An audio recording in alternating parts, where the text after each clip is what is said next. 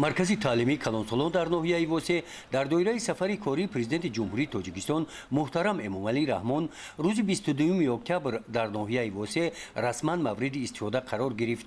بنای مذکور با مقصد صرفه‌کارانه استفاده نمودن قوای برق طریق استفاده پنل‌های آفتابی هم فعالیتش را منتظم به راه مانده است. انشاءات مذکور از 3 آشیانه عبارت بوده.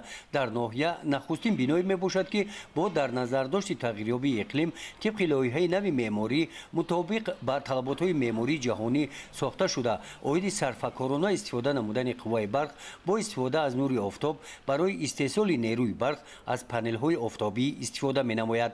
ما در بنای همین مرکز کسب آموزی و خدمت رسانی در ناحیه واسه 56 تا پنل‌های آفتابی نصب کرده هستیم که اینا 30 کیلووات ساعت انرژی الکتریکی استحصال میکنن. خب در وقتی که مثلا نیروی برق از شبکه قطع میشد ما از همین نیرویی که استحصال میکنیم پنل آفتابی استفاده میکنیم. در 30 کیلووات ساعت یک چند تا کاندیسنر و پلیته و دیگه چیزا میتونیم استفاده برای تلویزیون و تمام اسباب استفاده برده میتونیم.